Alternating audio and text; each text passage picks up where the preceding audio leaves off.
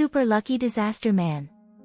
Chapter 60, The Little Junior Brother and Crime and Punishment. Mori Ogai received the letter, which came from Natsume Soseki. Back then, when he and Fukuzawa Yukichi were both under the guidance of Natsume Soseki-sensei, the location was set at the Soseki Sandbo, so as soon as Mori Ogai saw this signature, he knew it was a letter from Natsume-sensei. Natsume-sensei's style is quite old-fashioned. Compared to something like a mobile phone, choosing to send a letter isn't surprising at all. The letter is from Mori Ogai's private route, otherwise it wouldn't have been able to reach his hands so quickly. However, since he chose to send the letter, this to a certain extent indicates that the matter isn't very urgent, otherwise he would have chosen a quicker and more covert method. Natsume Soseki-sensei had not contacted him for a long time. Even though he knew that the message wouldn't contain anything important, Mori Ogai was still very excited because this action itself meant that Natsume-sensei had always been watching him. Maybe he could take this opportunity to reconnect with Natsume-sensei. Currently, he really needed the skilled business permit.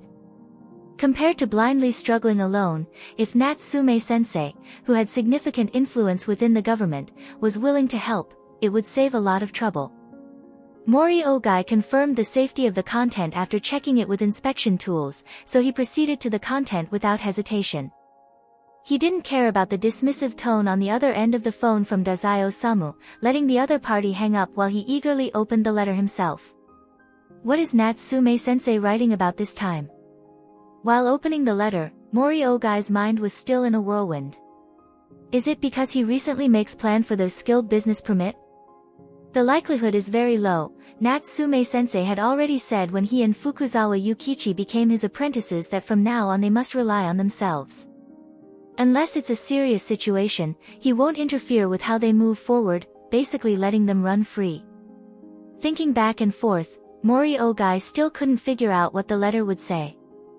Fortunately, the answer was right in his hands, and he quickly unfolded the letter. The letter's content was very concise, summarizable in a single sentence. Komai Dakuen was gravely injured and in a coma in the United States. Is Dazai Osamu taking good care of him? Mori Ogai. That's it. The content of the letter was far beyond expectations. Mori Ogai turned the letter paper back and forth, even examining the envelope to see if there was any hidden writing. 10 minutes later, he rested his hands on the table and pressed his forehead against them, staring at the slightly thin sheet of paper placed on the table. He stared at it for half a day but couldn't discern anything from it. It really was just an ordinary letter, no signals, no codes. Mori Ogai finally concluded. This letter addressed to him, apart from having his name written on it, had nothing whatsoever to do with Mori Ogai. Natsume-sensei. Sensei. What are you doing, sensei? After so long, it was so long for you to write a letter for me, and this is the result? Sensei, you're deceiving my feelings, you know that? With a headache, Mori Ogai pressed his forehead and did not immediately contact Dazai Osamu, who he had just called. Instead, he had someone check on Komaeda Nagito's recent situation. Komaeda Nagito isn't exactly the type of big shot who hides his own whereabouts, so tracking him down was pretty fast. But all they could find was that he took a flight to the United States, then booked a hotel, and that something happened at the hotel a few days ago, the details of which were blocked by the FBI. Not many people witnessed it, and the port mafia didn't have the resources to expand overseas. This time, sending Dazai Osamu to contact the leader of the guild, Fitzgerald, was merely an experiment. And this time, there was no need to use Fitzgerald's power. Asking him was less effective than asking Dazai Osamu. However, how did Natsume-sensei know that Komai Dakuen was seriously injured? After investigating for a while, Mori Ogai found this somewhat incomprehensible. He understood Komaeda Nagito's personality well.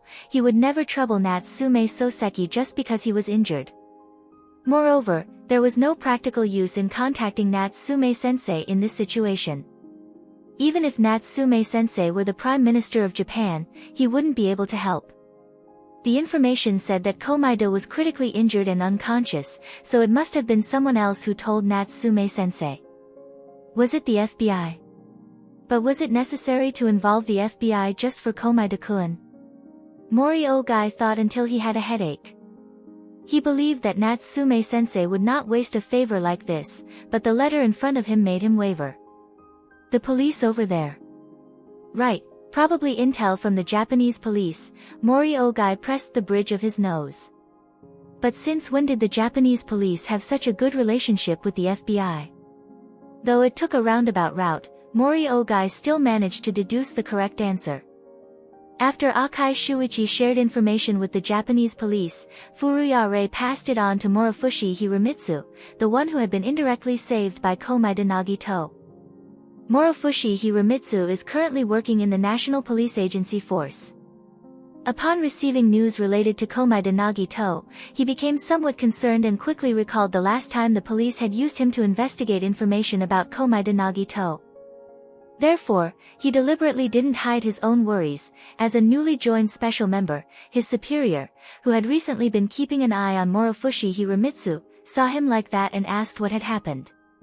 "It's really rare to see you like this," the superior said.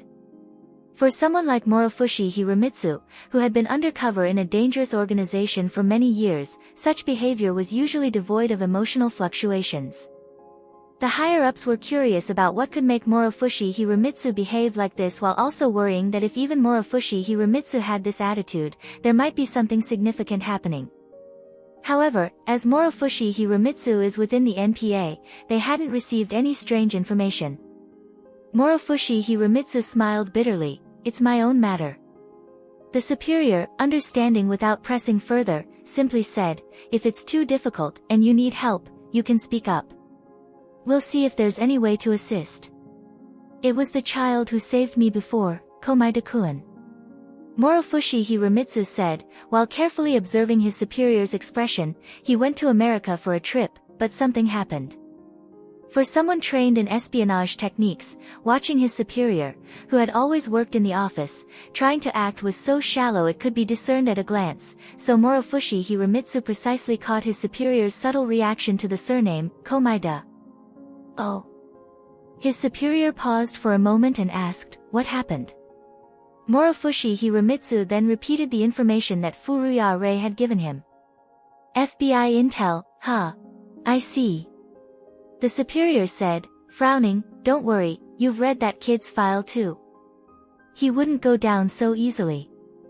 The true culprit had already gone halfway to the other side, but Komaeda Nagito's miraculous luck still seemed to operate as usual. After reassuring his subordinates, the superior immediately turned around and sold this information to those who might pay attention to Komaeda Nagito. Previously, the Japanese police suddenly investigated Komaeda Nagito, and most people thought it was for Morofushi Hiromitsu's flawless fake death. However, he knew their target was actually Komaeda Nagito. Perhaps sensing his thoughts, the higher-up took the time to explain a bit further. "Komaeda, this child, his father was a friend of mine. Originally, we only intended to protect him in secret, but unexpectedly, the kid got caught up in that previous incident." The superior immediately understood. Komaeda Nagito wasn't closely connected to the people he wanted to favored with. He was simply helping out a friend by taking care of an orphan, and the incident involving the police last time made him a bit worried, prompting a recheck to see if there was any other danger around. But what if, by any chance? Even a small favor is still a favor. The superior casually mentioned this information during a coffee break, and the other party calmly acknowledged it, instructing them not to meddle in this matter further. And so, they really didn't. The information passed through several hands, eventually reaching someone rather familiar with Natsume Soseki, which meant that Natsume Soseki also became aware of it. Although even if Natsume Soseki was a friend, he still didn't know what kind of relationship he had with Komaeda Nagito, so he casually asked, "Have you been paying attention to this child lately? Let's say I find his luck somewhat interesting." Natsume Soseki provided a particularly convincing excuse, and this excuse was something that anyone who had seen Komaeda Nagito's information would believe, a perfect smokescreen. "But there's no need to disturb his daily life because of this. He's just an ordinary person." The other person nodded. "I understand. This is why, after passing through the hands of both the Special Division and the Japanese police, Komaeda Nagito's presence felt noticeably diminished. Even mentioning his name was often more about his luck rather than anything special about him. The unwritten rule was to avoid dragging ordinary people into their affairs whenever possible. In the end, although it took some time, Natsume Soseki finally obtained intel from his young disciple. Considering what he had overheard at the bar earlier about Dazai Osamu's plan to go to America, Natsume Soseki began to have some suspicions, and eventually wrote the letter to Mori Ogai. He didn't write the information in too much detail, only mentioning that Komaeda Nagito was seriously injured. If Dazai Osamu was his friend and also in the US, could he perhaps go and check on the situation? They couldn't keep bothering the FBI all the time. Even though he knew that Komaeda Nagito was probably not in serious danger in the end, the outcome couldn't hide the process. A serious injury was certain, and it was a head injury. As his teacher, he truly couldn't rest easy. If Mori Ogai knew Natsume Soseki's thoughts, he'd surely have something to say. However, seeing the outcome of this letter, it actually wasn't too far off. Although Mori Ogai looks like he had eaten 10 pounds of lemons, with his heart continuously pouring bitter water, this letter was not without value. He finally received confirmation from the person himself that Komaeda Nagito was indeed Natsume-sensei's disciple, his junior disciple, let alone a relative. After investigating many times, the Komaeda family had no familial ties to Natsume-sensei. Only the identity of a junior disciple could explain why Natsume-sensei would intentionally write a letter for him. Although he had never received this kind of treatment, thinking that Fukuzawa Yukichi probably hadn't either, Mori Ogai felt much better. Indeed, people still need something to compare against. Mori Ogai chose to follow Natsume-sensei's suggestion and called Dazai Osamu. At this point, he finally understood why he had urged Dazai Osamu to return earlier, only for Dazai Osamu to come up with all sorts of excuses, saying he wanted a vacation in America. Turns out it was because Komaeda Nagito was also there. Couldn't he just say outright that Komaeda Nagito was seriously injured? What was the point of hiding that from him? Mori Ogai deeply felt Dazai Osamu's aversion towards him. But no matter what, even if he indeed had always been wary of Dazai Osamu and secretly considered whether to make a move or not, he didn't intend to tear things apart with Dazai Osamu just yet. Thus, Mori Ogai made a phone call, inquired a bit about Komaeda Nagito's recent situation, then put on an expression of a good leader and said, "I see, then take some time off, and have a good time with Komaeda-kun in America. Just be back before the end of the month. But since you're already in America, see if there's anything you can do, and give it a try." Dazai Osamu noticed the change in Mori Ogai's attitude, cast a subtle glance at Komaeda Nagito, and said nothing, just nodded. After all, it was the FBI who caused the trouble, and they made sure Komaeda Nagito rested peacefully in the hospital. In contrast, Dazai Osamu inexplicably ended up busy, having discussion with both the FBI and Fitzgerald. Kudo Shinichi was initially quite worried when visiting Komaeda Nagito, speaking rather cautiously. After a while, once Komaeda Nagito had fully recovered his spirits, he no longer held back and complained. "Senpai, this time you came to America, but you basically didn't get to enjoy it at all. There was just that initial boat ride on the sea, then a meal on board, and a brief walk on the beach. Even on the beach, he barely had any fun, and then there was the unexpected 10-year bazooka encounter. Only a little time was left to actually enjoy some water activities, and shortly after returning to the hotel, an accident had him ending up in the hospital. Moreover, judging by the looks of it, it seems he need to rest for quite some more time. At least it looks like he can make it back home as planned, but if you want to continue traveling to other places in America, it might be too much." Komaeda Nagito smiled wryly. "Ha ha ha, honestly, I did consider the possibility of this kind of thing happening. But ending up in the hospital on the first day is still a bit. How about you, Kudo-kun? How was it?" Kudo Shinichi replied with a complex expression. How should I put it, playing with Tsuna is still manageable. Reborn-san invited me to observe their training, and I tagged along, picking up sniping and flying a plane along the way. It feels like they're using me to motivate Suna. Sawada Tsunayoshi is the 10th boss of the Vongala family, an old Italian mafia organization, but until now, he has grown up in Japan as an ordinary person. At first, Kudo Shinichi was a bit awkward, but after understanding Sawada Tsunayoshi's situation, he could only feel sympathy. Sawada Tsunayoshi never wanted to be this Vongala Decimo, he just wanted to live an ordinary life. However, the current situation is not that simple. Due to various reasons, Sawada Tsunayoshi had no choice but to accept the sudden change in his life, and he's making an effort to do well. However, this doesn't mean he completely gave up as an ordinary people. Currently, he quite likes interacting with friends like Kudo Shinichi, who is full of a sense of righteousness, very smart, and can distinguish between him and the Vongala Decimo. Kudo Shinichi doesn't object to this at all. After all, being friends with Sawada Tsunayoshi doesn't mean he has to go kill people. In everyday life, Sawada Tsunayoshi is no different from a normal middle school student.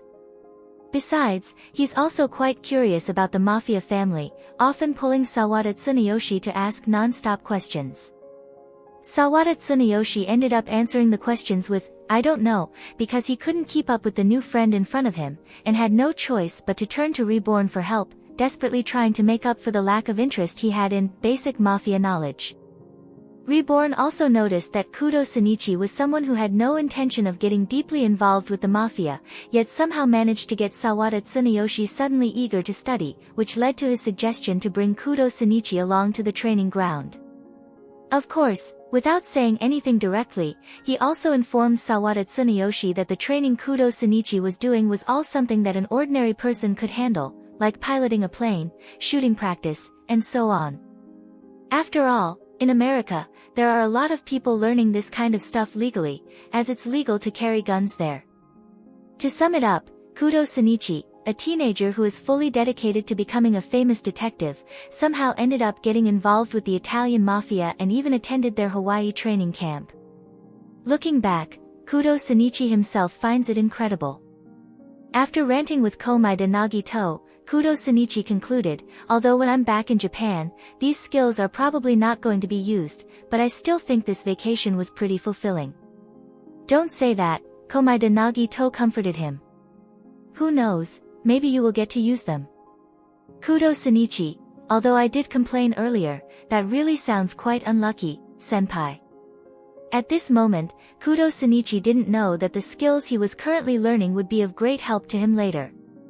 Though he still held some prejudice against the mafia, he considered himself to have befriended Sawada Tsunayoshi, who was of the same age. The upcoming days were all planned out, even busier than school.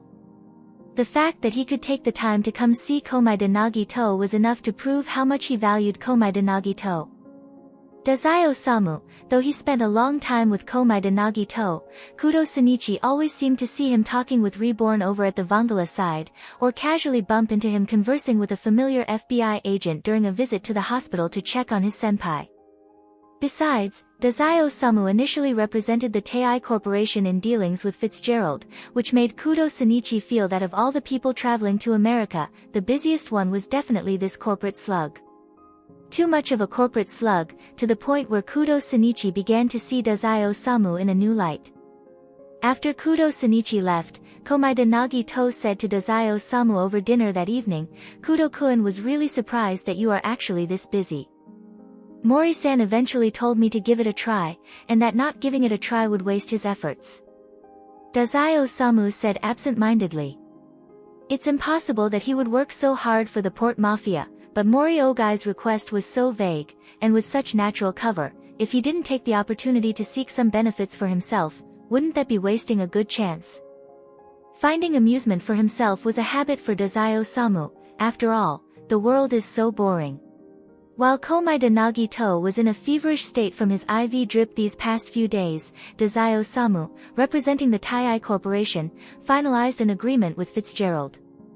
After that, he informed Fitzgerald of the intel that he most desired to know. The legend says that there is a book that can turn everything written on it into reality. Dazai Osamu said, "This legend is real." Fitzgerald waited for a moment. "That's it?" Dazai Osamu gave him a, "What more do you expect?" look. the book is in Japan, that's it. Fitzgerald frowned deeply, muttering anxiously, if I find out this information is false, I won't let you off. Although Dazai-Osamu's information was quite brief and vague, if it were true, this information would indeed be valuable. Fitzgerald even owed Dazai-Osamu a favor because of it. The original Fitzgerald merely thought about finding a way to cure his wife's mental illness, but now there is a new option.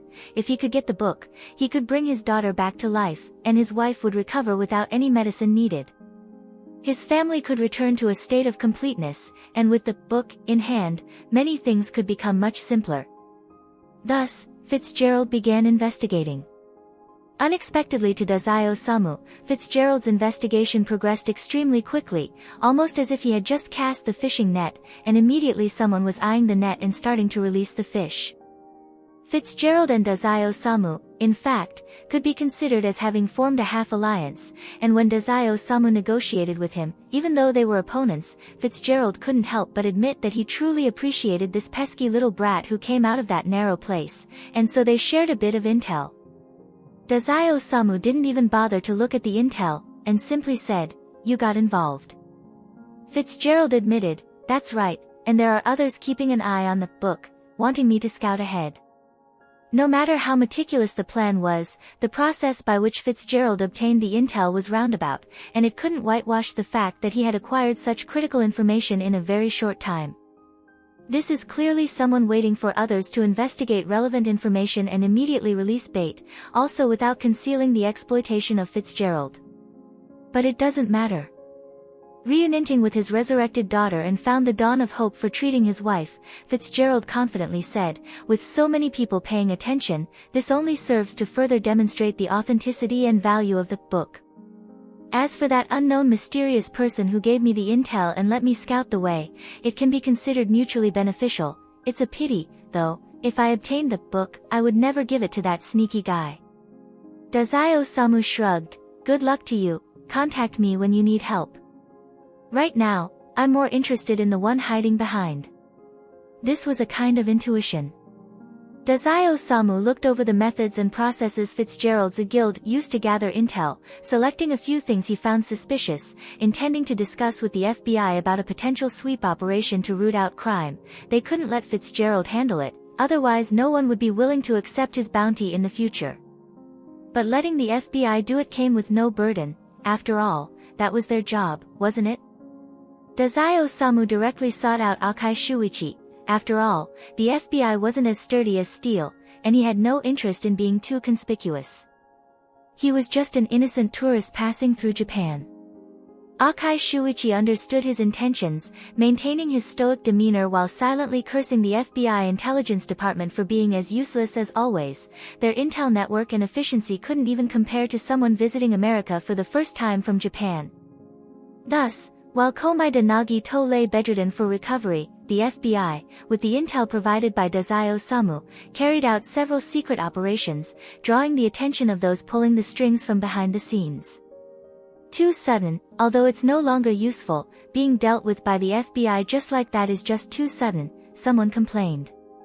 "Fyodor, don't you feel like the FBI over there seems to be?" "Fyodor? What are you looking at?" The young man called Fyodor slowly stood up, holding a book in his hand. The title in Russian read, "Crime and Punishment." The person leaned in for a closer look. The author is Fyodor M. Dostoevsky. "The same name as you, Fyodor." Fyodor Dostoevsky's voice was very soft, "The same. Though it's common to have the same name, reaching this level is a bit too coincidental." The person hesitantly asked, "How is it?" Dostoevsky thought for a moment.